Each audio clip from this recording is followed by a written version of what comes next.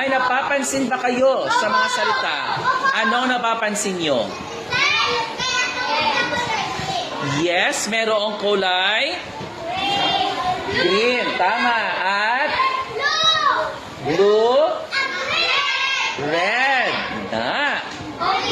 Ito ay tinatawag na colored syllable. Pagsasamahin ninyo ang tunog ng mga titik ng bawat kulay para makabuo ng isang pantig.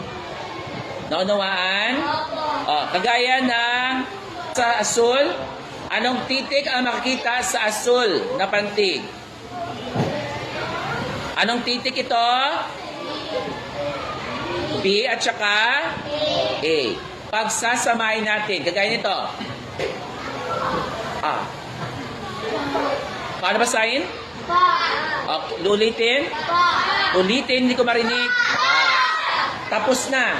Wala na kayong isasama pang mga titik o tunog ng titik. Ha? Dumako naman tayo sa...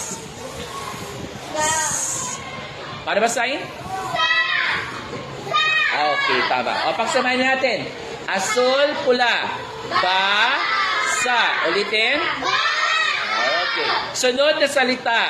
Isang titik lang ang makikita sa asul na pantig. So, ay na ng diretsyo. Ang pulang pantig, anong titik nga? S at saka A. Itunog ang S.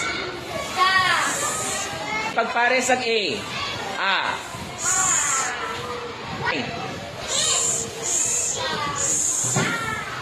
Diba sabi ko, kapag natunog nyo na o napagsama nyo na ang pantig na asul, huwag nang pagsamahin pa ang ibang kulay. Naunawaan? Hindi to is. Kasi tapos na ang I. Dito naman tayo sa pulang kulay. Ano nga ang titik na nasa pulang kulay? Ang S at saka A. O, ready? Unahin muna natin ang S.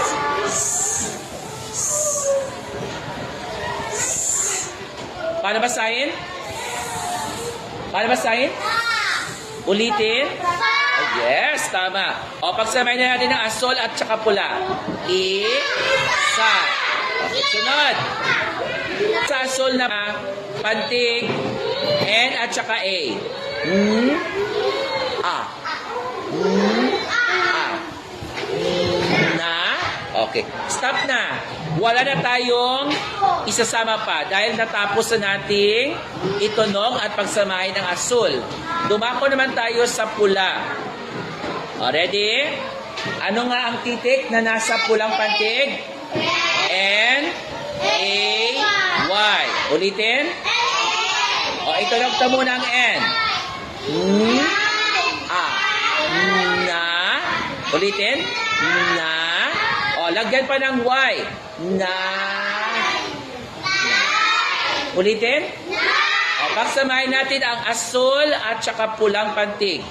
Na. Okay. Yan ang inyong takdang aralin. Babasahin nyo ito dahil ito ang mga salitang gagamitin natin sa larong bingo. Sino mahilig maglaro ng bingo? Bukas maglalaro tayo ng bingo. Dapat, oh yes, dapat alam nyo kung paano basahin ang mga salitang ito. Naunawaan mga bata? Okay.